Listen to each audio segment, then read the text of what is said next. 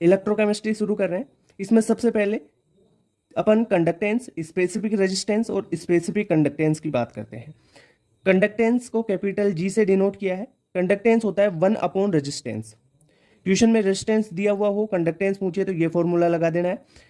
एक क्वेश्चन आता है इसकी यूनिट से संबंधित, इसकी यूनिट होती है महो या ओम इनवर्स। ये है ओम इनवर्स, ठीक है, या साइमेंस इसे बोलते हैं। अब बात करते हैं स्पेसिफिक रेजिस्टेंस। स्पेसिफिक रेजिस्टेंस को रेजिस्टिविटी बोलते हैं, जिसे रो से डिनोट किया है। रो बराबर आर इंटू एरिया बटा लेंथ, ठीक है, एल लेंथ है और उसका यूनिट हो जाएगा ओम centimetre.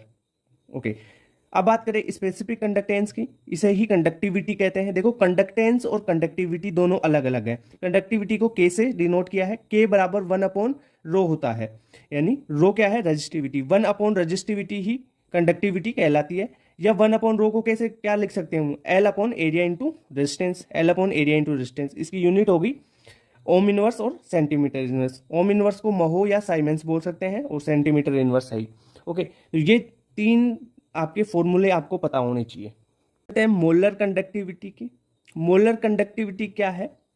Current of all ions when 1 mole electrolyte dissolve in VmL of solution, ठीक है। और जो करंट होगा वो मोलर कंडक्टिविटी कहलाएगा। मोलर कंडक्टिविटी को लैम्बडा m से शो किया है यहाँ पे। लैम्बडा L बराबर K इंटू 1000 बटा M, कैपिटल M। यहाँ पे कैपिटल M मोलरिटी है और K है कंडक्टिविटी, ठीक है। कंडक्टिविटी अभी बताया था आपको, कंडक्टिविटी क्या होती है, 1 अपॉन रजिस्टिविटी होती है कंडक्टिविटी, और ये है कैपिटल M मोलरिटी। इसकी अगर मोलर कंडक्टिविटी की यूनिट देखें तो इसकी यूनिट होती है ओम इनवर्स, मोल इनवर्स और सेंटीमीटर स्क्वायर। ओके, तो ये हुई आपकी मोलर कंडक्टिविटी। इक्विवेलेंट कंडक्टिविटी की बात करते हैं। इक्विवेलेंट कंडक्टिविटी क्या है? वो current of all ions when 1 gram equivalent of electrolyte is dissolve in VmL of solution. तो वो आपका इक्विवेलेंट कंडक्टिविटी होती है। क्वेश्चन कहाँ से बनता है? इसमें क्वेश्चन बनता है इसके फॉर्मूले से, ठीक है। तो आपको इक्विवेलेंट कंडक्टिविटी का न्यूमेरिकल आएगा, यानी लैम्बडा एन या लैम्बडा इक्विवेलेंट, ये इक्विवेलेंट कंडक्टिविटी है। इसको निकालने के लिए बोला जाए तो आप फॉर्मूला लगाएंगे, लैम्बडा इक्विवेलेंट बराबर K इंटू 1000 बटा N, कैपिटल N। अब यहाँ पे K क्या है? K है कंडक्टिविटी। कंडक्टिविटी क्या होती है? 1 अपॉन रेजिस्टिविटी होती है। और N क्या है? नॉर्मेलिटी। नॉर्मेलिटी क्या होती है? Number of gram equivalent into 1000 बटा वॉल्यूम इन ml। अगर वॉल्यूम लीटर में है तो ऊपर 1000 नहीं आएगा, अगर वॉल्यूम ml में है तो ऊपर 1000 ये है ही, ठीक है। ओके, अगर इक्विवेलेंट कंडक्टिविटी की यूनिट की बात करें तो इसकी यूनिट होती है ohm inverse, gram equivalent inverse और सेंटीमीटर स्क्वायर, ठीक है। तो इक्विवेलेंट कंडक्टिविटी का सबसे इंपॉर्टेंट फॉर्मूला क्या होता है? लैम्बडा एन बराबर K इंटू 1000 बटा normality. Relation between molar conductivity and equivalent conductivity. Lambda m है मोलर कंडक्टिविटी और लैम्बडा इक्विवेलेंट है इक्विवेलेंट कंडक्टिविटी। इनमें क्या रिलेशन है? तो जो मोलर कंडक्टिविटी है वो बराबर होती है equivalent conductivity into n factor. अब n फैक्टर कितना होगा, क्या होगा? n फैक्टर का मतलब है कि कितने इलेक्ट्रॉन लॉस हुए हैं या कितने इलेक्ट्रॉन गेन हुए हैं, वो आप यहाँ पे लिख दोगे जनरली, तो आपका n फैक्टर आ जाएगा, ठीक है। तो lambda m is equal to lambda equivalent into n factor, ठीक है। Lambda m by lambda equivalent बराबर n फैक्टर, ये यहाँ से इस फॉर्मूले को मॉडिफाई कर लिया है, ठीक है। तो ये रिलेशन पता चल गया molar conductivity and equivalent conductivity में। अब बात करते हैं सेल कांस्टेंट की। सेल कांस्टेंट का जनरली फॉर्मूला पूछा जाता है और कंडक्टिविटी के साथ इसका रिलेशन पूछा जाता है न्यूमेरिकल में। तो सेल कांस्टेंट बराबर होता है लेंथ बटा एरिया। अब यहाँ पे लेंथ क्या है? लेंथ है डिस्टेंस बिटवीन 2 इलेक्ट्रोड, दोनों इलेक्ट्रोड्स के बीच में जो डिस्टेंस होगी वो होगी L, और A है जो क्रॉस सेक्शन एरिया है ना उनका, वो होगा एरिया A, और लेंथ होगी डिस्टेंस बिटवीन 2 इलेक्ट्रोड, ठीक है।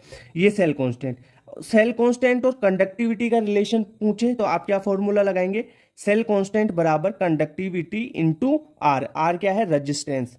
ये क्या है यहाँ पे? कंडक्टिविटी। अब ये जो कंडक्टिविटी है ना, इसको आप रजिस्टिविटी के रूप में भी लिख सकते हो। तो कंडक्टिविटी बराबर क्या होता है? 1 अपॉन रजिस्टिविटी, 1 अपॉन रो होता है ना, उससे भी लिख सकते हैं।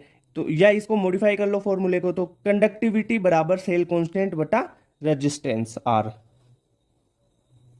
Variation of molar conductivity and equivalent conductivity with concentration, ये इनका वेरिएशन देखेंगे लेमडा एम और लेमडा इक्विवेलेंट का। लेमडा एम क्या है? Molar conductivity. लेमडा इक्विवेलेंट है क्या? Equivalent conductivity. इनका रिलेशन देखेंगे अपन कॉन्सेंट्रेशन के साथ में वेरिएशन कैसे होगा स्ट्रॉन्ग इलेक्ट्रोलाइट और वीक इलेक्ट्रोलाइट में। पहले अपन देखते हैं स्ट्रॉन्ग इलेक्ट्रोलाइट में।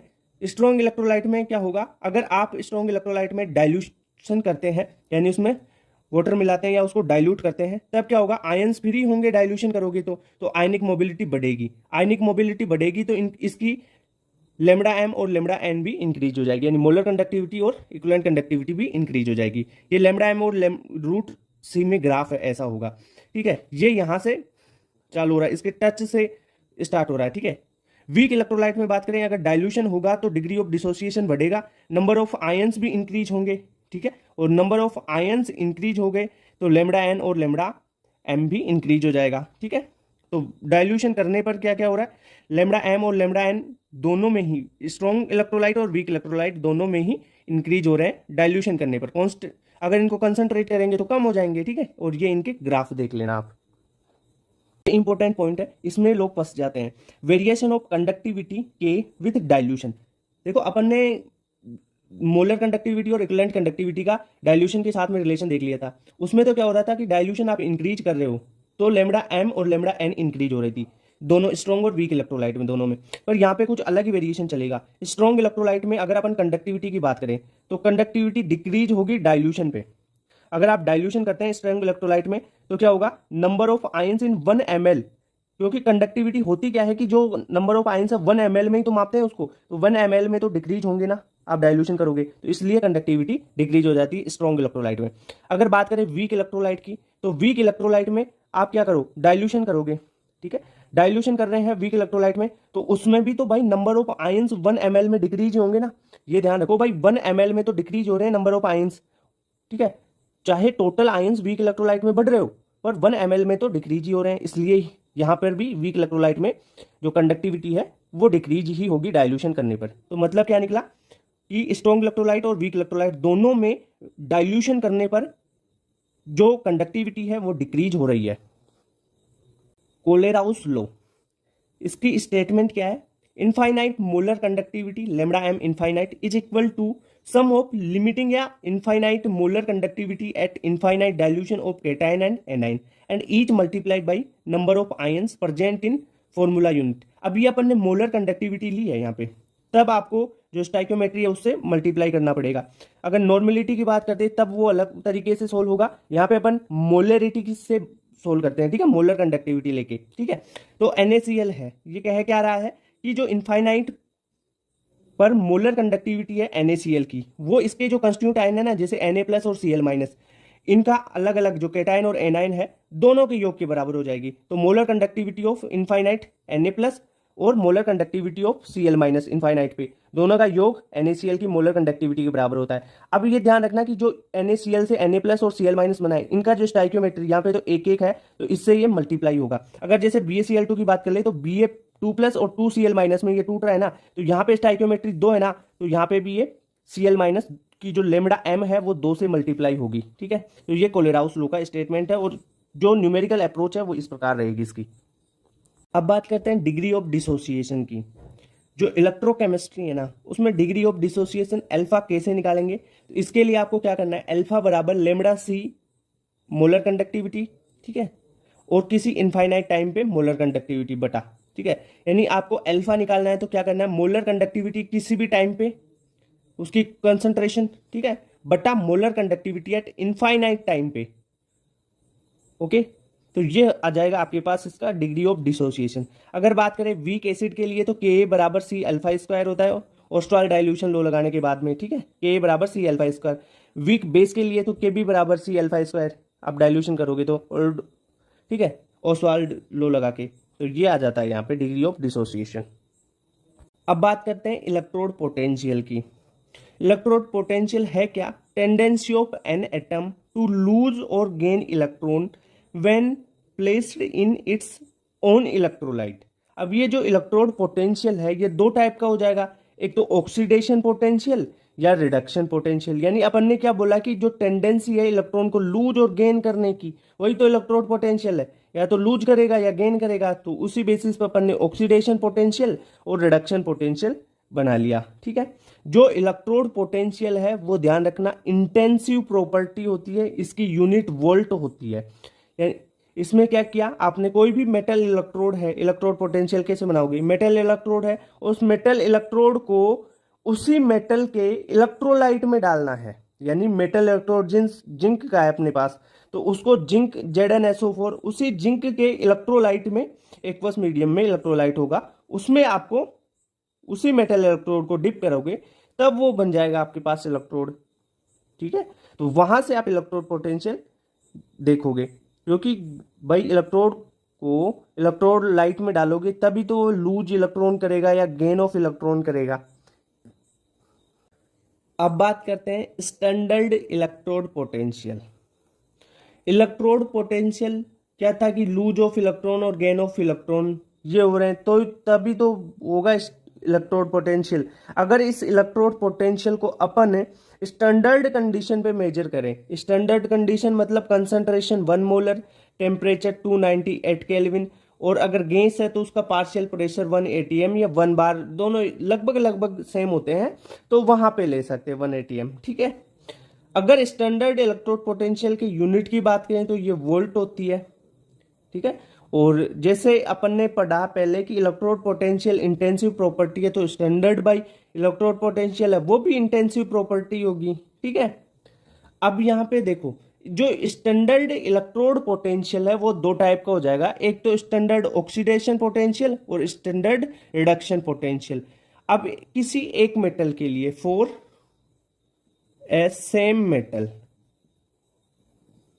एक सेम मेटल के लिए स्टैंडर्ड ऑक्सीजन पोटेंशियल बराबर negative of standard reduction potential होता है। ओके, ये इलेक्ट्रोकेमिकल सीरीज आनी चाहिए। इसके ट्रिक तो मैंने बता दी कि कहां से देख लोगे, इसका कॉन्सेप्ट बता देता हूं। इलेक्ट्रोकेमिकल सीरीज ये है, इसमें हाइड्रोजन का इलेक्ट्रोड पोटेंशियल 0 हो जाएगा, इससे ऊपर SRP नेगेटिव रहेगा और हाइड्रोजन से नीचे SRP पॉजिटिव रहेगा। SRP है स्टैंडर्ड रिडक्शन पोटेंशियल। आप ऊपर से नीचे जा रहे हो, ठीक है, जैसे जैसे ऊपर से नीचे जा रहे हो तो स्टैंडर्ड रिडक्शन पोटेंशियल यहाँ पे बढ़ता जा रहा है। ठीक है, तो यहाँ पे अपन ने जो एलिमेंट्स लिखे हैं वो elements arrange in increasing order of reduction potential. अगर किसी मेटल का या है ना जो रिडक्शन पोटेंशियल इंक्रीज होगा तो वो क्या होगा, स्ट्रॉन्ग ऑक्सीडाइजिंग एजेंट और वीक रिड्यूसिंग एजेंट।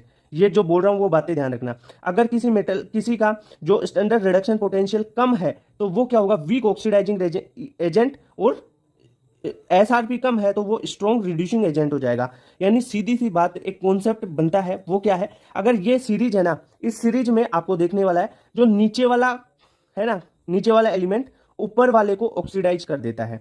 ठीक है, मतलब क्या, जिसका SRP ज्यादा उसकी ऑक्सीडाइजिंग पावर ज्यादा, SRP ज्यादा ऑक्सीडाइजिंग पावर ज्यादा, यानी नीचे वाला एलिमेंट ऊपर वाले एलिमेंट को ऑक्सीडाइज कर देता है। जैसे एल्यूमिनियम है वो मैग्नीशियम को ऑक्सीडाइज कर सकता है, आयरन है वो जिंक को ऑक्सीडाइज कर सकता है। ठीक है, बात करते हैं इलेक्ट्रोकेमिकल सेल या गैल्वेनिक सेल, और दूसरा होता है इलेक्ट्रोलाइटिक सेल। दोनों में देखो एक कंपैरेटिव टेबल से अपन पढ़ने वाले हैं। इलेक्ट्रोकेमिकल सेल क्या है, जिसमें केमिकल एनर्जी को इलेक्ट्रिकल एनर्जी में कन्वर्ट किया जा सकता है। ये ज्यादातर स्पॉन्टेनियस रिएक्शन में होता है, ये है ना। इसका डेल्टा जी नेगेटिव रहेगा। एनोड इलेक्ट्रोकेमिकल सेल में नेगेटिव होता है, कैथोड पॉजिटिव होता है। एनोड पे ऑक्सीडेशन होता है, कैथोड पे रिडक्शन होता है। इतनी बात क्लियर। अब बात करें इलेक्ट्रोलाइटिक सेल में। इलेक्ट्रोलाइटिक सेल में क्या होता है, इलेक्ट्रिकल एनर्जी को कन्वर्ट किया जाता है केमिकल एनर्जी में। ये नॉन स्पॉन्टेनियस रिएक्शंस होती है। यहाँ पे डेल्टा जी पॉजिटिव होगा, क्योंकि डेल्टा जी पॉजिटिव होगा तभी तो नॉन स्पॉन्टेनियस रिएक्शन होगी। इलेक्ट्रोलाइट सेल में ध्यान रखना, एनोड पॉजिटिव होता है, कैथोड नेगेटिव। यहां पर भी एनोड पे ऑक्सीडेशन और कैथोड पे रिडक्शन होता है। ये चीज हमेशा यूनिवर्सल ट्रूथ रहेगी इलेक्ट्रोकेमिस्ट्री में कि एनोड पे ऑक्सीडेशन और कैथोड पे रिडक्शन। एनोड पॉजिटिव है नेगेटिव है वो चीजें चेंज हो सकती है, पर एनोड पे ऑक्सीडेशन और कैथोड पे रिडक्शन ये चेंज नहीं होगा कभी भी। ठीक है, बहुत बार क्वेश्चन पूछा जाता है, इनोड सेल की वैल्यू पूछी जाती है।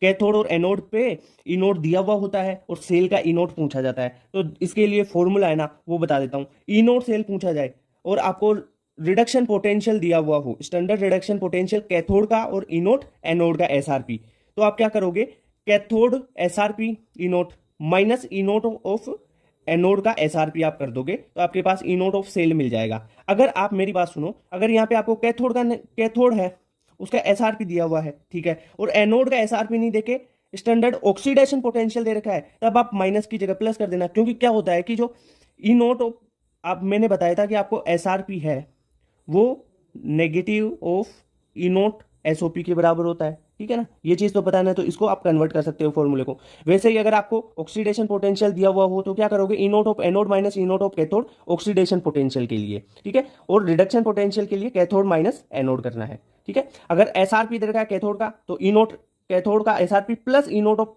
एनोड का एसओपी, ठीक है, ऑक्सीडेशन पोटेंशियल। इस प्रकार आप कर सकते हो इन वैल्यूज को सोल्व। अगर ई नोट सेल पॉजिटिव है तो रिएक्शन स्पॉन्टेनियस होगी, ई नोट सेल नेगेटिव है तो रिएक्शन नॉन स्पॉन्टेनियस होती है। ये तो जनरली बेसिक बातें हैं। अब बात करते हैं किसी सेल को रिप्रेजेंट कैसे कर सकते हैं। तो देखो मेरी बात सुनो, यहाँ पे अपन सबसे पहले मिडिल में एक दो डंडे खींच लेंगे, एक सीधा, ठीक है, दो। ये होता है सॉल्ट ब्रिज को डिनोट करेंगे ये। इससे लेफ्ट हैंड साइड आप लिखोगे ऑक्सीडेशन की रिएक्शन, और राइट हैंड साइड इस डंडे से सॉल्ट ब्रिज से यहाँ लिखोगे आप रिडक्शन की। तो यानी मेटल से मेटल की किसी ऑक्सीडेशन स्टेट में गया तो ये होगा ऑक्सीडेशन। यहाँ पे N+1 N+ है, उससे M में चला गया M, ठीक है, तो यहाँ पे क्या होगा रिडक्शन। यानी लेफ्ट हैंड साइड आपको ऑक्सीडेशन लिखना है, राइट हैंड साइड आपको लिखना है क्या, रिडक्शन, ठीक है। और बीच में दो डबल डंडे क्या है, ये सोल्ट ब्रिज को शो कर रहे हैं। यहाँ पे देखो दोनों इलेक्ट्रोड्स, देखो जब मेटल से वो Mn+ में जा रहा है तब उसके बीच में एक डंडा सीधा खींच रखा है ना अपन ने, तो ये भी अपने को डिनोट करना है। तो इस प्रकार सेल का रिप्रेजेंटेशन किया जाता है। जैसे जिंक के लिए करें तो जिंक सॉलिड, ठीक है, वो कन्वर्ट किस में हो गया, इसका ऑक्सीडेशन हुआ जिंक 2+ में, ठीक है, इस प्रकार नोट किया। यहाँ पे अपन जो कंसंट्रेशन है या उसकी फेज है उनको भी लिख सकते हैं। डबल डंडा ये सोल्ट ब्रिज को डिनोट करेगा। फिर कॉपर 2+ से कॉपर में रिडक्शन हुआ तो क्या लिखोगे, कॉपर 2+ से फिर गया किस में, एक डंडा और कॉपर में। तो इस प्रकार सेल को रिप्रेजेंट करते हैं अपन। स्टैंडर्ड हाइड्रोजन इलेक्ट्रोड, जिसे सी बोलते हैं, SHE, ये होता है स्टैंडर्ड हाइड्रोजन इलेक्ट्रोड। जो यूज करते हैं अपन ये हाइड्रोजन के लिए। इसका यूज किस लिए करते हैं, to find electrode potential of any metal, क्योंकि हाइड्रोजन को आप एक रेफरेंस मान के किसी और मेटल का इलेक्ट्रोड पोटेंशियल फाइंड करते हैं तो वो स्टैंडर्ड हाइड्रोजन इलेक्ट्रोड के माध्यम से ही करते हैं। इसमें क्या होता है कि जो हाइड्रोजन है उसका एसओपी और एसआरपी दोनों 0 मान लेते हैं अपन, रेफरेंस मान लेते हैं, और इसके बेसिस पे सारा कैलकुलेशन करते हैं। ओके, इसमें क्या होगा, सबसे पहले एक कंटेनर लिया, उसमें ये देखो यहाँ पे हाइड्रोजन गैस पास की, ये प्लेटिनम का रोड लगा हुआ है, नीचे जो कैटेलाइटिक प्लेटिनम सरफेस बनी हुई है, इधर साल्ट ब्रिज, और दूसरा एसआई सेटअप और होगा एक, ठीक है। यहाँ पे रिएक्शन इंपॉर्टेंट है कि पहले तो देखो इसमें क्वेश्चन क्या आ सकता है, एसओपी एसआरपी इसका बराबर 0 होता है। दूसरा इसका यूज क्या है, किसी भी मेटल का इलेक्ट्रोड पोटेंशियल फाइंड करने में। तीसरा क्वेश्चन आ सकता है इससे कि इसकी एनोड की रिएक्शन और कैथोड की रिएक्शन। एनोड पे ऑक्सीडेशन हो रहा है, H2 कन्वर्ट हो रहा है 2H+ में, ठीक है, 2 इलेक्ट्रॉन निकल रहे हैं। और कैथोड पे क्या हो रहा है, 2 इलेक्ट्रॉन 2H+ के साथ जुड़ेंगे तो H2 गैस यहाँ पे बन जाएगी। तो ये कैथोड पे रिडक्शन हो रहा है और एनोड पे ऑक्सीडेशन हो रहा है। तो यहाँ पे 3 ही क्वेश्चन बन सकते हैं, उन तीनों के बारे में मैंने बता दिया आपको। साल्ट ब्रिज, साल्ट ब्रिज किस किस से मिलकर बना होता है, अगार अगार जेल और कुछ इनर्ट इलेक्ट्रोलाइट जैसे KCl हो गया या KNO3 ले लो आप, यूज करो, इनसे मिलके बना होता है सॉल्ट ब्रिज। ये देखो 2 इलेक्ट्रोलाइट है, इनको जोड़ने का काम देखो, ये बीच में उल्टे यू शेप की जो ये ट्यूब बनी हुई है ना, इसमें अगार अगार होता है, और इनर्ट इलेक्ट्रोलाइट ये होती है सॉल्ट ब्रिज। अब सर जो इनर्ट इलेक्ट्रोलाइट है उनका क्या क्राइटेरिया होना चाहिए, कैसे होनी चाहिए, तो जो इनर्ट इलेक्ट्रोलाइट है ना, वो जो सेल यहाँ पे सेल रिएक्शन हो रही है ना, उसके साथ कोई भी रिएक्शन नहीं करनी चाहिए। यानी पहली बात कि must not interfere in cell reaction, वो वाले अपने को इनर्ट इलेक्ट्रोलाइट लेने हैं। दूसरी बात, जो इनर्ट इलेक्ट्रोलाइट है उनका ट्रांसपोर्ट नंबर कैटाइन और एनाइन का सेम होना चाहिए। यानी उनकी जो आयनिक मोबिलिटी है, जैसे K+ और Cl- ले लिया अपन ने, KCl, तो दोनों का K+ और Cl- की आयनिक मोबिलिटी सेम होनी चाहिए, इनका ट्रांसपोर्ट नंबर सेम होना चाहिए। ओके, अगर सॉल्ट ब्रिज के फंक्शन की बात करें तो ये सर्किट को कंप्लीट करता है, ठीक है, सर्किट को कंप्लीट करेगा फॉर मेंटेन इलेक्ट्रिकल न्यूट्रलिटी, ठीक है। अगर यहाँ से पॉजिटिव आ रहा है तो ये सॉल्ट ब्रिज क्या करेगा, नेगेटिव देके उसकी इलेक्ट्रिकल न्यूट्रलिटी कर देता है, ठीक है। ये do not allow mixing of electrolyte है। और ये जो लिक्विड लिक्विड जंक्शन पोटेंशियल अगर यहाँ पे जनरेट होता है, रिएक्शन में होगा, अगर सेल रिएक्शन करेंगे तो उस लिक्विड लिक्विड जंक्शन पोटेंशियल को रिमूव करने का काम भी कौन करता है, सॉल्ट ब्रिज। अब आती है Gibbs free energy and EMF of cell. जो गिब्स फ्री एनर्जी है और EMF ऑफ सेल दोनों में रिलेशन है, ठीक है। इनसे न्यूमेरिकल क्वेश्चन आता है एक, और वो कैसे पूछा जाएगा, या तो इक्विलिब्रियम कांस्टेंट देके पूछा जा सकता है, या कोई ई नोट सेल देके पूछा जा सकता है गिव्स फ्री एनर्जी। तो देखो अगर ई नोट सेल दिया हुआ गिव्स फ्री एनर्जी पूछे तो delta G note standard condition में बराबर एन, क्या है एन है यहाँ पे एन फैक्टर, एफ है 96500 गुलाम 9500 गुलाम, ठीक है। और ई नोट है ई नोट ऑफ सेल, ठीक है, जो दिया हुआ होगा, या आपको ई नोट ऑफ हाफ सेल का दिया हुआ हो तब आप फुल सेल का निकाल के यहाँ पे वैल्यू पुट करके इसको सोल्व कर सकते हैं। या अगर आपको इक्विलिब्रियम कांस्टेंट दिया हुआ हो तब फॉर्मूला क्या यूज होगा, डेल्टा जी नोट बराबर -2.303 RT log के। यहाँ पे log के क्या है, के है इक्विलिब्रियम कांस्टेंट, ठीक है। ओके, इतनी बात क्लियर। नर्स इक्वेशन किसी ऑक्सीडेशन रिएक्शन के लिए पूछी जाती है तो आपको क्या करना है, वहां पे मान लो कोई मेटल है M, उससे Mn+ बन रहा है, यानी ऑक्सीडेशन हो रहा है, N इलेक्ट्रॉन्स यहाँ पे रिमूव हो रहे हैं। तब आपको क्या करना है, देखो जो नर्स इक्वेशन की रिएक्शन मैंने आपको बताई थी पहले, क्या बताई थी, E बराबर ये वाली E बराबर E0 - 0.06 बटा N log P प्रोडक्ट बटा रिएक्टेंट की कॉन्सेंट्रेशन, वही करना आपको। आप यहाँ पे ऑक्सीडेशन कर रहे हो तो E ऑक्सीडेशन का, ठीक है, और स्टैंडर्ड पे ऑक्सीडेशन का -0.06 बटा N फैक्टर इंटू log। अब यहाँ पे देखो प्रोडक्ट में Mn+ एक्वस में है, ठीक है, और यहाँ पे M है ना, जो मेटल सॉलिड में है, तो सॉलिड का तो एक्टिव मास कितना हो जाएगा 1, तो यहाँ पे 1 लिख देना है, ठीक है। सॉलिड के लिए यूज नहीं होगा, एक्वस और गैसेस के लिए आप लिख सकते हो कॉन्सेंट्रेशन, ठीक है। इसका ग्राफ बनाना चाहें EM बटा Mn+, यानी ऑक्सीडेशन E0 ई सेल का ऑक्सीडेशन बटा, और बनाना किस में है, log Mn+ में, ठीक है, किस में, log Mn+ में। तो यहाँ पे स्लोप क्या हो जाएगी, ये हो जाएगी ना -0.06/n, यानी -2.303 RT बटा N फैक्टर NF, और F क्या है 9500, ठीक है। ये इंटरसेप्ट E0 स्टैंडर्ड कंडीशन पे जो आपने ऑक्सीडेशन किया है वो ई सेल, ठीक है। नर्स इक्वेशन की बात करते हैं किसी रिडक्शन रिएक्शन के लिए, यानी Mn+ N इलेक्ट्रॉन मिलके आपके पास मेटल बना रहा है सॉलिड, ठीक है। इसलिए ये रिडक्शन रिएक्शन है, देखो N+ से M में जा रहा है जीरो ऑक्सीडेशन स्टेट में। आप क्या लिखोगे, नर्स इक्वेशन। और नर्स इक्वेशन के लिए सबसे पहले मैंने आपको क्या बताया हुआ था कि कौन सी इक्वेशन लिखते हैं, E बराबर E0 - 0.06 बटा N, N क्या है number N factor, log product की कॉन्सेंट्रेशन बटा रिएक्टेंट की कॉन्सेंट्रेशन, और स्टाइकियोमेट्री आपको लगानी है पावर में।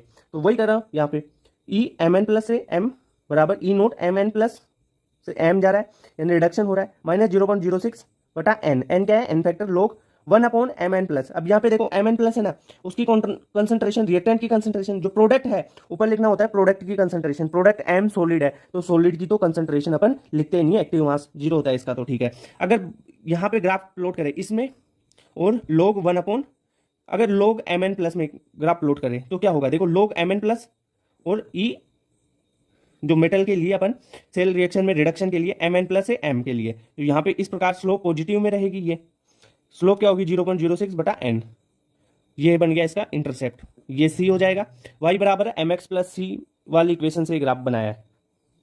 कंसंट्रेशन सेल की ये दो टाइप के होंगे, एक होगा इलेक्ट्रोलाइटिक कंसंट्रेशन सेल, दूसरा होगा इलेक्ट्रोड कंसंट्रेशन सेल। अब देखो नेम से देख लो, इलेक्ट्रोलाइट कंसंट्रेशन सेल यानी इलेक्ट्रोलाइट की कंसंट्रेशन डिफरेंट होगी, और इलेक्ट्रोड कंसंट्रेशन सेल में इलेक्ट्रोड की कंसंट्रेशन डिफरेंट होती है।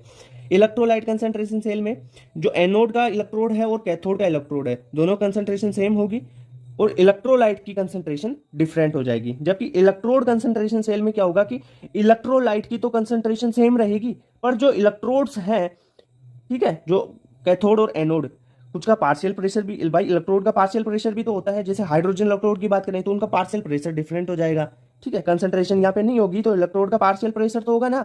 जैसे कुछ इलेक्ट्रोड होते हैं, जैसे हाइड्रोजन इलेक्ट्रोड की बात कर ले तो उसका पार्शियल प्रेशर होता है, तो वो डिफरेंट हो जाएगा, ओके।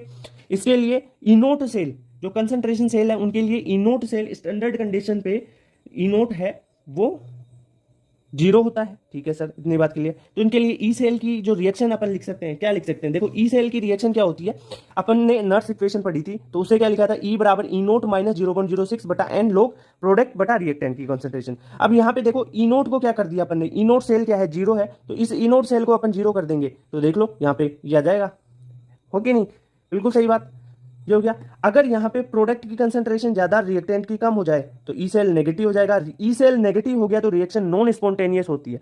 अगर रिएक्टेंट की कंसंट्रेशन ज्यादा हो जाती है प्रोडक्ट से तो ई सेल पॉजिटिव होगा, ये ई सेल, और पॉजिटिव ई सेल होगा तो क्या होगी, रिएक्शन स्पॉन्टेनियस हो जाएगी। ये बातें दोनों के लिए काम कर रही है, कंसंट्रेशन सेल के लिए। ओके, कंसंट्रेशन सेल देख लिए अपन ने। अब देखते हैं हाइड्रोजन के लिए इलेक्ट्रोलाइटिक कंसंट्रेशन सेल, यानी for hydrogen electrolytic concentration cell.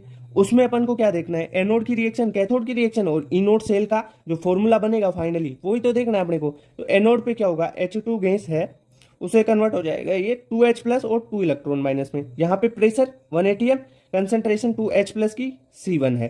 देखो मेरी बात सुनो, इलेक्ट्रोलाइटिक कंसंट्रेशन सेल है ना, तो इलेक्ट्रोलाइटिक कंसंट्रेशन सेल में इलेक्ट्रोलाइट की कंसंट्रेशन डिफरेंट होगी। यहाँ पे C1 दे रखा है कंसंट्रेशन, और यहाँ पे कैथोड में अगर 2H प्लस से H2 बन रहा है तो यहाँ पे कंसंट्रेशन C2 होगी। ठीक है, तो ई नोट सेल क्या लिखेंगे आप, ई सेल क्या इसके लिए ई नोट सेल तो 0 होता है, तो ई सेल का फॉर्मूला क्या बन जाएगा, ई सेल बराबर माइनस, भाई मैंने बताया नहीं था क्या कि जो इलेक्ट्रोलाइटिक सेल है और जो इलेक्ट्रोड सेल होते हैं उसमें ई नोट का ये फॉर्मूला बताया हुआ है ना आपको, तो वहां से लिख लो ई सेल बराबर 0.06/2 log C1 बटा C2 का जो ये है ना, ये स्टाइकियोमेट्री का होल स्क्वायर होता है। ठीक है, कंसंट्रेशन के यहाँ पे देखो स्टाइकियोमेट्री 2 है, यहाँ पे भी 2 है, तो दोनों का स्क्वायर हो जाएगा। तो इस प्रकार आप कर सकते हो। हाइड्रोजन इलेक्ट्रोड के लिए अपन बात करें कि अगर एनोड और कैथोड की पीएच दी हुई हो और आपको ई सेल पूछा जाए, तब क्या फॉर्मूला यूज करना है, तब आपको फॉर्मूला यूज करना है ई सेल बराबर 0.06 pH of anode minus pH of cathode वर्किट में। ठीक है, आपको क्या करना है, एनोड की पीएच दे रखा है, उसमें से कैथोड की पीएच घटानी है और 0.06 से मल्टीप्लाई करना है हाइड्रोजन इलेक्ट्रोलाइट कॉन्सेंट्रेशन सेल के लिए, बस आपके पास ई सेल आ जाएगा उससे। ओके, अब बात करते हैं इलेक्ट्रोड कंसंट्रेशन सेल की। इलेक्ट्रोड कॉन्सेंट्रेशन सेल में क्या होगा कि इलेक्ट्रोलाइट होगा ना, उसकी कॉन्सेंट्रेशन तो सेम रहेगी, पर जो इलेक्ट्रोड है उसका पार्शियल प्रेशर डिफरेंट हो जाएगा। ओके, यहाँ पे देख लो HCl है, HCl है, ये क्या है यहाँ पे इलेक्ट्रोलाइट, इसकी कंसंट्रेशन 0.1 m, इसकी भी 0.1 मोलर है। ठीक है, दोनों की सेम है कंसंट्रेशन, पर यहाँ पे देखो H2 इसका हाइड्रोजन का यहाँ पे पार्शियल प्रेशर इलेक्ट्रोड का P1 है और यहाँ पे पार्शियल प्रेशर H2 का P2 है। ठीक है, तो पार्शियल प्रेशर चेंज हो गया, यानी आप एनोड और कैथोड पे रिएक्शन लिखोगे ना, तो वहां पे भी देख लो कि H2 गैस से 2H प्लस बन रहा है, इसका पार्शियल प्रेशर P1 है और 2H प्लस की कंसंट्रेशन C1। ठीक है, कैथोड पे 2H प्लस की कंसंट्रेशन C1 रहेगी। ठीक है, M C1 रहेगी, और यहाँ पे भी देखो एनोड पे भी C1 है, यहाँ पे भी C1 है, पर यहाँ पे देखो H2 का पार्शियल प्रेशर P2 हो गया और एनोड पे P1 है, तो आप नेट रिएक्शन लिखोगे तो H2 से H2 गैस बनाना, यहाँ से एनोड से कैथोड के लिए आप ई सेल लिख लो। अब तो P1 और P2 कंसंट्रेशन, या आप बोलो इन्हें पार्शियल प्रेशर हो गए इलेक्ट्रोड के डिफरेंट, तब ई सेल बराबर क्या होता है, माइनस 0.06 बटा N factor into log P2 बटा P1। P2 क्या है, जो भी पार्शियल प्रेशर है कैथोड पे बटा एनोड पे। Okay, when electrode pressure and electrolyte concentration both are different, पहले अपन ने देखा था कि इलेक्ट्रोड पे जो प्रेशर है वो डिफरेंट हो, इलेक्ट्रोलाइट की कंसंट्रेशन सेम हो, फिर अपन ने इलेक्ट्रोलाइट की कंसंट्रेशन सेम हो या इलेक्ट्रोलाइट की कंसंट्रेशन डिफरेंट हो, इलेक्ट्रोड प्रेशर सेम हो, वो चीजें देख ली थी। अब दोनों ही डिफरेंट है, प्रेशर भी डिफरेंट है और इलेक्ट्रोलाइट की कंसंट्रेशन भी डिफरेंट है, तब ई नोट सेल कैसे लिखोगे भाई, सिंपल सी नर्स इक्वेशन लगानी है। एनोड की रिएक्शन कैथोड की रिएक्शन मैंने बता दी, यहाँ पे H2 गैस से 2H प्लस बन रहा है, H2 का प्रेशर है P1, 2H प्लस की कंसंट्रेशन है C1। ठीक है, यहाँ पे कैथोड पे 2H प्लस से 2 इलेक्ट्रॉन लेगा और H2 गैस में जाएगा, तो 2H प्लस की यहाँ पे कंसंट्रेशन देखो, दोनों की कंसंट्रेशन डिफरेंट है, तो यहाँ पे C2 मान लो, H2 की P2 मान लो। ठीक है, जो पार्शियल प्रेशर है, नेट सेल रिएक्शन लिख लो आप। ठीक है, हो जाएगी, इन दोनों को जोड़ लो, एनोड और कैथोड को, net cell reaction H2 gas से 2H प्लस से जाएगा 2H plus plus H2 gas, तो P1 C2 C1 और P2, ये इनकी कंसंट्रेशन और पार्शियल प्रेशर लिख लिया। अब नर्स इक्वेशन लगा दूंगे ना यहाँ पे, तो नर्स इक्वेशन आपने पढ़ रखी है, पहले नहीं पढ़ रखी, पढ़ रखी है ना, तो नर्स इक्वेशन क्या थी आपकी, ये वाली नर्स इक्वेशन लगा दो कि E बराबर E नोट माइनस 0.06 बटा एन लोग प्रोडक्ट बटा रिएक्टेंट कंसंट्रेशन। ठीक है, तो वही लगा दो। प्रोडक्ट की यहाँ पे देखो 2H प्लस और H2 गैस है, तो H2 गैस के लिए तो पार्शियल प्रेशर होगा ना कैथोड का, और यहाँ पे H प्लस किसका है, ये C1 है, तो C1 एनोड का है। ठीक है, यहाँ पे फिर कैथोड का H प्लस और partial pressure of H2 anode का। तो इस प्रकार आप इनको सोल्व कर लोगे। ये रिएक्शन ध्यान, ये जो इंपॉर्टेंट फॉर्मूला है ध्यान रख लेना, इससे सारी चीजें सोल्व हो जाएगी आपकी। लेटिमर डायग्राम, भाई इससे नीट 2018 में इस कॉन्सेप्ट से क्वेश्चन भी पूछा गया है, बहुत सारे टीचर्स इसको पढ़ाते भी नहीं है, पर इंपॉर्टेंट है, पढ़ लेना एक बार। लेटिमर डायग्राम क्या है, same species is given in different oxidation state in decreasing order in A series of reaction. ठीक है, जैसे यहाँ पे देखो AO3 minus, AO2 minus, AO minus और A2, ए कोई भी मेटल है मान लो, है ना, तो यहाँ पे एक की ऑक्सीडेशन स्टेट है +5, यहाँ पे एक की ऑक्सीडेशन स्टेट है AO2 माइनस में +3, यहाँ पे AO माइनस में +1 है और A2 में 0 है। तो आपने इसको डिक्रीजिंग ऑर्डर में लिख लिया ना रिएक्शन को, यानी +5 फिर +3 फिर +1 फिर 0। तो मेरी बात सुनो, यहाँ पे क्वेश्चन क्या पूछा जाएगा कि कौन सी स्पीसीज डिस्प्रपोर्शनेट करेगी। अब देखो इसका E01 है, इसका E02 है, इसका E03 है, रिएक्शन का E0 दिया हुआ होगा, तो आपको कौन सी रिएक्शन डिस्प्रपोर्शनेट करेगी, कौन सी स्पीसीज, वो पूछा जाएगा। तो वो स्पीसीज डिस्प्रपोर्शनेट करेगी जिसका जो E0 है ना वो लेफ्ट हैंड साइड में तो कम हो और राइट हैंड साइड में ज्यादा हो, यानी ये वाली तो राइट हैंड साइड होगी और इधर वाली लेफ्ट हैंड साइड होगी।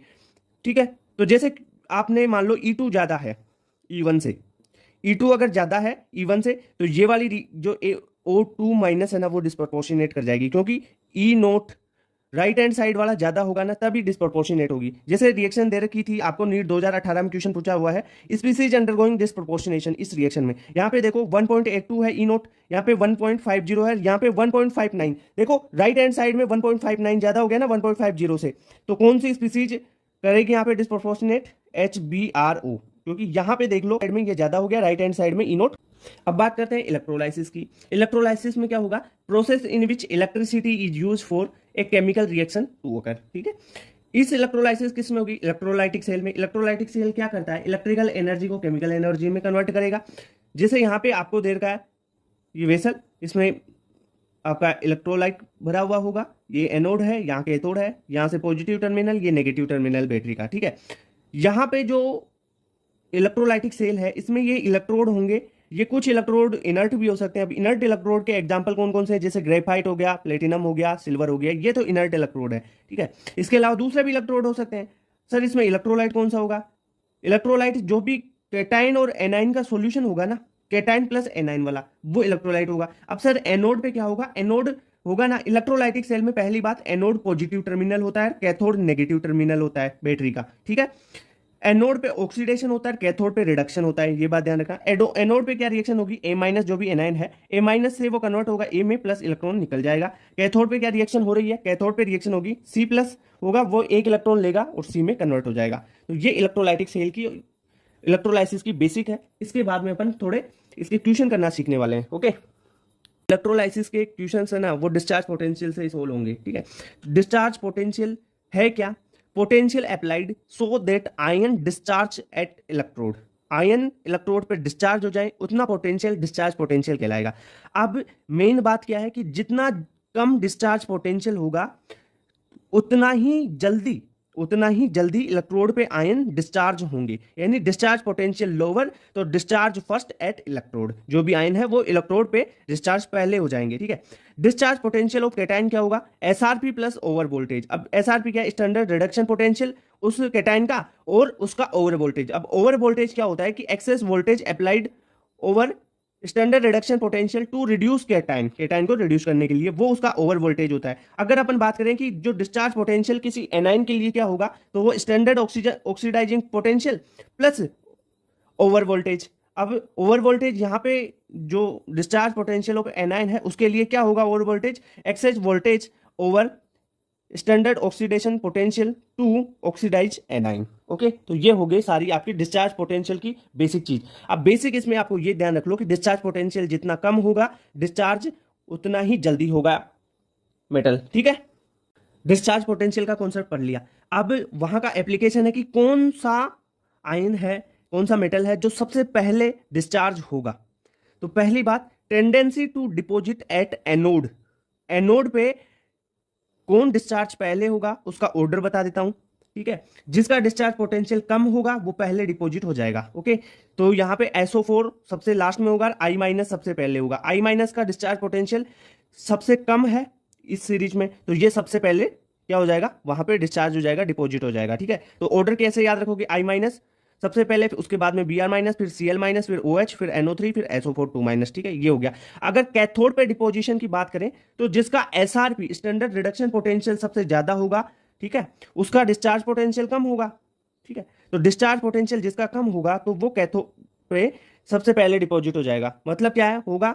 इसका मतलब है कि जिसका हायर SRP है, SRP ज्यादा है, ठीक है, वो कैथोड पे डिस्चार्ज सबसे पहले हो जाएगा। ठीक है, यानी पहले होगा जिसका एसआरपी ज्यादा होगा वो कैथोड पे डिपॉजिट पहले हो जाएगा। और एसआरपी की वो तो जो टेबल है वो तो मैं आपको बता ही चुका हूँ कि जो सीरीज है उसके बेसिस पे आप वो देखते हो, ठीक है, एसआरपी का ऑर्डर। इलेक्ट्रोलाइसिस करवाते हैं मोल्टन NaCl की प्लेटिनम इलेक्ट्रोड के साथ में, ठीक है। इलेक्ट्रोड कौन सा है? प्लेटिनम का। जो प्लेटिनम के इलेक्ट्रोड है वो इनर्ट इलेक्ट्रोड है और मोल्टन NaCl है, यानी यहाँ पे वाटर कंडीशन नहीं है, ठीक है। तो एनोड पे क्या होगा? ऑक्सीडेशन होगा और कैथोड पे रिडक्शन होगा। तो एनोड पे रिएक्शन क्या होगी? एनोड पे Cl- आएगा। Cl- का क्या होगा यहाँ पे? ऑक्सीडेशन। तो Cl- कन्वर्ट हो जाएगा हाफ Cl2 प्लस 1 इलेक्ट्रोड में। यहाँ पे कैथोड पे क्या होगा? रिडक्शन। रिडक्शन होगा तो क्या होगा? Na प्लस एक इलेक्ट्रॉन लेगा और Na सॉलिड में कन्वर्ट हो जाएगा। तो यहाँ पे उसका हो गया रिडक्शन। अब अपन बात करते हैं, अगर मोल्टन KCl हो प्लेटिनम इलेक्ट्रोड के साथ तब क्या होगा? तब यहाँ पे जो Cl- है वो एनोड पे जाएगा और क्या होगा? Cl- से हाफ Cl2 प्लस 1 इलेक्ट्रोड, ये एनोड पे रिएक्शन हो गई, यानी इसका ऑक्सीडेशन हो गया। कैथोड पे वही आपको रिडक्शन करवाना है। रिडक्शन कैसे होगा? यहाँ से K प्लस लोगे, उसको 1 इलेक्ट्रॉन देंगे तो ये K सॉलिड में कन्वर्ट हो जाएगा, पोटेशियम सॉलिड में। तो ये यहाँ पे रिडक्शन हो गया कैथोड पे। अगर अपन एक्वस कंडीशन ले लेते हैं तब आपको मैंने डिस्चार्ज जो पोटेंशियल चीज पढ़ाई है वो काम आएगी। तो अगर electrolysis of aqueous NaCl using platinum electrode करवाते हैं तब आपके पास देखो यहाँ पे केटाइन भी दो होंगे, एक तो होगा Na+ और एक आपने एक्वस कंडीशन ले ली तो वाटर भी आ गया, तो वाटर का H+ भी रहेगा। एनाइन भी दो होंगे, एक तो होगा Cl- इसका और एक वाटर भी यूज किया ना एक्वस कंडीशन तो उसका OH-। अब किसका डिपोजिशन होगा किसका नहीं होगा वो आप किससे देखोगे? डिस्चार्ज पोटेंशियल से। तो एसआरपी जिसका ज्यादा होता है, जिसका एसआरपी ज्यादा होगा उसका कैथोड पे डिपोजिशन पहले हो जाएगा, और जिसका डिस्चार्ज पोटेंशियल कम होगा तो यहाँ पे कम किसका है? देखो Cl- है और OH-। तो मैंने जो सीरीज बताई थी उसमें Cl- का डिस्चार्ज पोटेंशियल कम है OH- से। तो पहले कौन डिपोजिट होगा? Cl- डिपोजिट हो जाएगा। तो यहाँ पे Cl- Cl2 प्लस 2 इलेक्ट्रॉन में कन्वर्ट हो जाएगा एनोड पे, और कैथोड पे जिसका एसआरपी ज्यादा होगा, एसआरपी H2 का ज्यादा है इसका, तो H+ यहाँ पे H2 के रूप में कन्वर्ट हो जाएगा। Okay. Electrolysis of aqueous NaCl using platinum electrode. अब यहाँ पे अपने को इलेक्ट्रोलाइसिस करवाना है किसका? Aqueous NaCl। अब एक्वस कंडीशन है तो यहाँ पे वाटर होगा, ठीक है। प्लेटिनम इलेक्ट्रोड है यानी इनर्ट इलेक्ट्रोड है, ठीक है सर। अब एक्वस है तो H2 है, H2 है तो यहाँ पे H+ भी होंगे और Na+ भी होगा। अब NaCl से तो कैटाइन कौन सा हो गया? Na+, और H2 है वहां से H+ आ गया आपके पास, ठीक है। और एनाइन कौन कौन से होंगे? देखो एक तो एनाइन आएगा H2O का OH-, दूसरा आपका NaCl का Cl-। अब यहाँ पे कैथोड पे कौन सा जाएगा, एनोड पे कौन सा जाएगा? भाई दो कैटाइन है और दो भी एनाइन है, तो एनाइन किस पे जाता है? एनोड पे। तो पर यहाँ पे तो दो है, तो वो कैसे देखेंगे? वो मैंने आपको बताया था जो डिस्चार्ज पोटेंशियल का कॉन्सेप्ट है। यानी देखो कैथोड पे पहले कौन जाएगा? जिसका एसआरपी ज्यादा होगा। और एसआरपी आप देखो कैथोड पे तो कौन जाता है? केटाइन जाता है, जिसका एसआरपी ज्यादा है। एसआरपी किसका ज्यादा होता है? Na+ से ज्यादा होगा किसका? H+ का। तो H2 का एसआरपी ज्यादा है सोडियम से, तो वो पहले डिपोजिट हो जाएगा, यानी H2 यहां पे आ जाएगा कैथोड पे।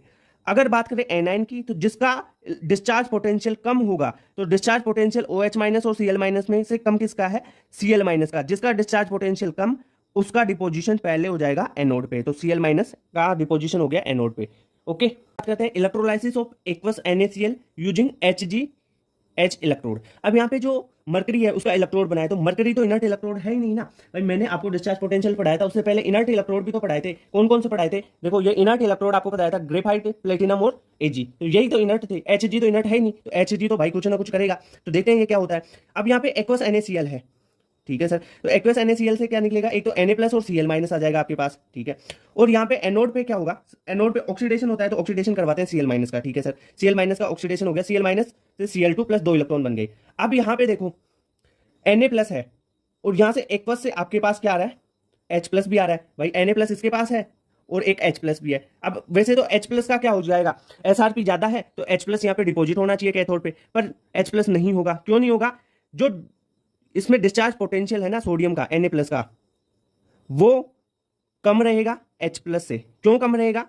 क्योंकि due to over voltage and due to formation of amalgam. जो Hg है ना मरकरी, वो इसके साथ अमलगम का फॉर्मेशन कर लेता है, सोडियम अमलगम का फॉर्मेशन कर लेगा, जिसका क्या हो जाएगा, डिस्चार्ज पोटेंशियल कम हो जाएगा। जिसका डिस्चार्ज पोटेंशियल कम होगा तो वो पहले डिपॉजिट होता है, तो यहाँ पे कैथोड पे सोडियम का डिपोजिशन होगा। ओके, तो ये समझ में electrolysis of aqueous NaCl using HEG electrode. बात करते हैं electrolysis of KCl using inert electrode. अब KCl के साथ में इनर्ट इलेक्ट्रोड है तो कोई दिक्कत नहीं है।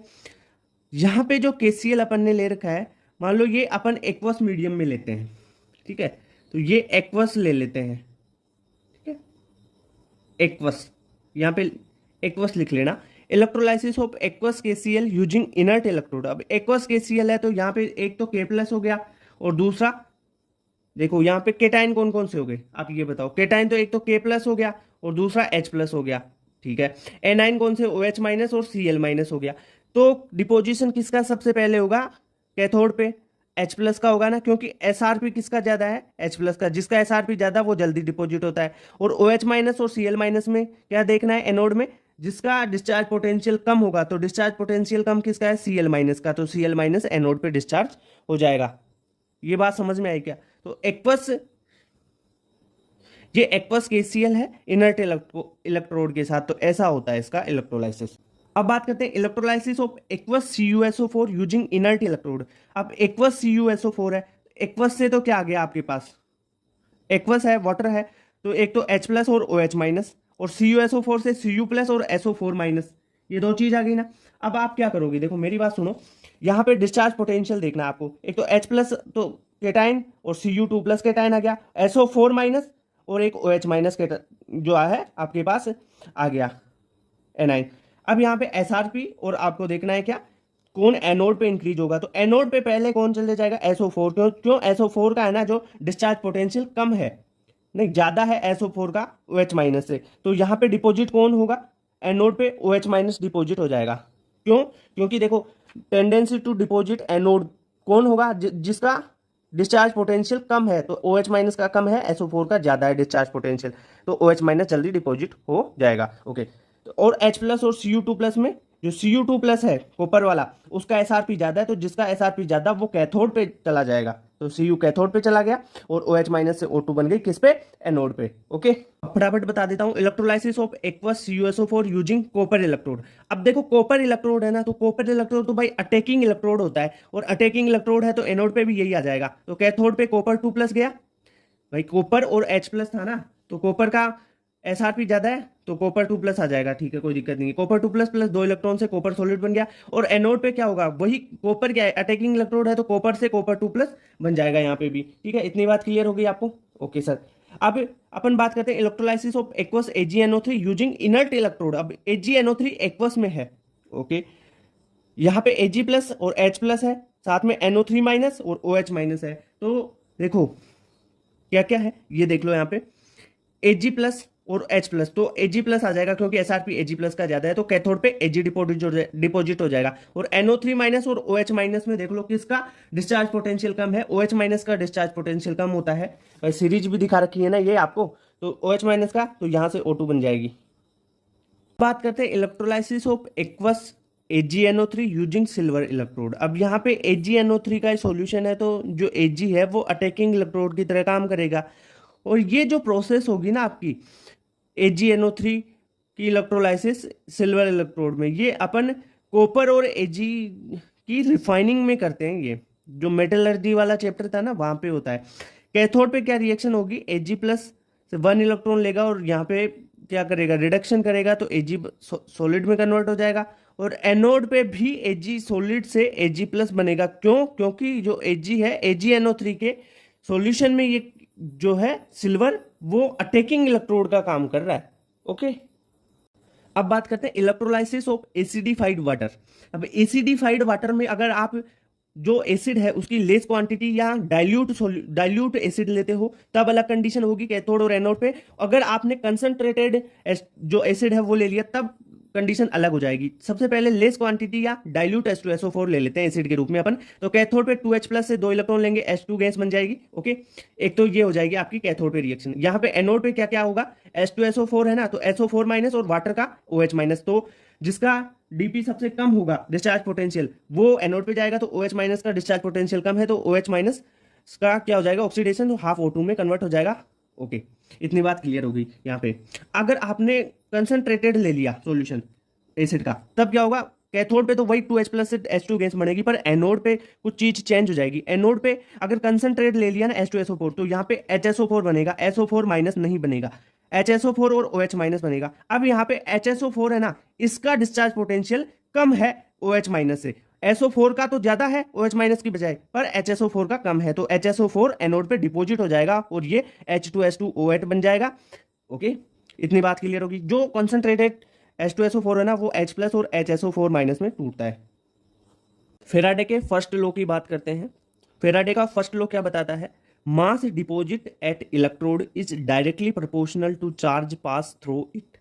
यानी जो मास होगा इलेक्ट्रोड पे डिपॉजिट, वो उसमें जितना चार्ज फ्लो हो रहा है उसके प्रोपोर्शनल होगा। तो यहाँ पे प्रोपोर्शनलिटी को उठाने के लिए अपन कांस्टेंट लगा देते हैं जेड, जिसे बोलते हैं इलेक्ट्रोकेमिकल इक्विवेलेंट। ठीक है, यहाँ पे चार्ज क्यू है, क्यू बराबर आई टी, आपने फिजिक्स में पढ़ा है ना, आई करंट है और टी टाइम है। तो यहाँ पे जेड अपन ने कांस्टेंट लगा दिया, तो मास बराबर जेड इंटू आई इंटू टी। जेड क्या है? इलेक्ट्रोकेमिकल इक्विवेलेंट है। और जेड की वैल्यू कैसे निकालेंगे? जेड बराबर इक्विवेलेंट मास बटा एफ होता है। एफ फेराडे है, एफ क्या है? 96,500 कूलम इसकी फिक्स वैल्यू होती है। अब सर इक्विवेलेंट मास नया टर्म आ गया, अरे रेडॉक्स में नहीं पढ़ा क्या, मोल में नहीं पढ़ा क्या? इक्विवेलेंट मास होता है ग्राम एटॉमिक मास बटा एन फैक्टर। ठीक है सर, अब जेड का क्या वैल्यू हो जाएगा? यहाँ से इक्विवेलेंट मास की वैल्यू रख दो, तो ग्राम एटॉमिक मास बटा एन फैक्टर इनटू फेराडे, ये हो गया। अब यहाँ से अगर इस जेड को आप इस मास बराबर जेड आई टी में रख दोगे, तो एक फॉर्मूला आता है मास बराबर gram atomic mass into I T बटा एन फैक्टर इंटू फेराडे। तो ये फॉर्मूला आपको याद होना चाहिए। फाइनली ये फॉर्मूला आ जाता है फेराडे फर्स्ट लॉ का। इसके बाद में अगर मास बटा इक्विवेलेंट मास का, यहां से देखो मास बटा इक्विवेलेंट मास का, इस मास और इक्विवेलेंट मास की वैल्यू निकालें। मास बटा इक्विवेलेंट मास का ratio number of gram equivalent आता है, और ग्राम इक्विवेलेंट क्या होते हैं? नंबर ऑफ ग्राम इक्विवेलेंट बराबर क्यू इंटू क्यू बटा फेराडे होता है। ठीक है, और number of moles deposit on electrode पूछे तो क्यू बटा एन फैक्टर इंटू फेराडे। देखो नंबर ऑफ ग्राम इक्विवेलेंट होते हैं क्यू बटा एफ, और नंबर ऑफ मोल्स होते हैं क्यू बटा एफ इंटू एन फैक्टर। अब बात करते हैं फेराडे सेकेंड लॉ की। फेराडे का सेकेंड लॉ देखो, जनरली आप क्या करो, सीरीज कॉम्बिनेशन में दो इलेक्ट्रोकेमिकल सेल्स को रखो। अपन ने दो इलेक्ट्रोकेमिकल सेल लिए ए और बी, उनको सीरीज कॉम्बिनेशन में रखा। सीरीज कॉम्बिनेशन में रखोगे तो चार्ज सेम हो जाता है। ठीक है, तो चार्ज सेम पास होगा इनसे। तो चार्ज अगर सीरीज कॉम्बिनेशन में रखा है, तो इनमें जो जितने number of gram equivalent deposit हो रहे हैं ना ए पर, उतने ही number of gram equivalent deposit होंगे बी पर। यानी दोनों के number of gram equivalent deposit होंगे वो सेम होंगे। ठीक है, तो अपन यहां से फेराडे के सेकंड लॉ से ग्राम इक्विवेलेंट ऑफ ए बराबर ग्राम इक्विवेलेंट ऑफ बी कर सकते हैं। अब ग्राम इक्विवेलेंट क्या होते हैं? मास बटा इक्विवेलेंट मास। ठीक है, तो मास ऑफ ए डिपॉजिट बटा इक्विवेलेंट मास ऑफ ए, जितना डिपॉजिट हुआ है वो, बराबर मास ऑफ बी डिपॉजिट बटा equivalent mass of B deposit. अब डब्ल्यू ए क्या है? मास ऑफ ए डिपॉजिट को डब्ल्यू ए लिख दिया, equivalent mass of A deposit को ई ए लिख दिया। तो डब्ल्यू ए बटा ई ए बराबर डब्ल्यू बी बटा ई बी, यहां से कर सकते हो। और इसको अगर डब्ल्यू बी को यहाँ ई ए की जगह लाओ, ई ए को डब्ल्यू बी की जगह कर दो, तो W A upon W B बराबर E upon E B formula हो जाएगा। तो ये फेराडे लॉ का ये जो फॉर्मूले है ना, इनसे ही क्वेश्चन आता है। पहली कंडीशन याद रखना है कि सीरीज कॉम्बिनेशन में होने इलेक्ट्रोकेमिकल सेल, सीरीज कॉम्बिनेशन में होंगे तो चार्ज सेम होगा, चार्ज सेम तो number of gram equivalent deposit भी सेम, और ये फॉर्मूले। एनसीईआरटी से अपन ने टॉपिक उठाया है सेल और बैटरी का। इस टॉपिक को पूरा करेंगे। एनसीईआरटी का निचोड़ क्या है इसमें अपन देखने वाले हैं। इसमें सबसे पहले स्ट्रेटेजी बताऊं क्या पढ़ेंगे अपन? प्राइमरी सेल, सेकेंडरी सेल और ईंधन सेल के बारे में पढ़ेंगे। फिर उनके एनोड, कैथोड और उनके इलेक्ट्रोलाइट्स के बारे में अपन देखने वाले हैं। फर्स्ट ऑफ ऑल मैं बताता हूँ आपको, जो प्राइमरी सेल हैं उनके एग्जाम्पल अपन ने दो लिए हैं, ड्राई सेल और मर्करी सेल। प्राइमरी सेल ऐसे सेल होते हैं जिनका अपन पुनः यूज में उनको नहीं ले सकते, ऐसे सेल आपके प्राइमरी सेल होते हैं।